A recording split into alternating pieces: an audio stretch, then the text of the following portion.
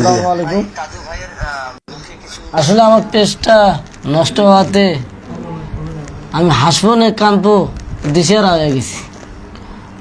আমি তো কারো ক্ষতি করতে চাই নাই, আমি শুধু চাইছি বাংলাদেশের চরগুলো উন্নয়ন করার জন্য। দরিদ্র কোষ না বলো, আপনারা ভালোবাসা দেবেন আমাদেরকে। ভালোবাসা দিলে ভালোবাসা পাওয়া যায়, কিন্তু আমি তো ভালোবাসা পাইতেছি না কিছু কিছু কিছু লোকের জন্য।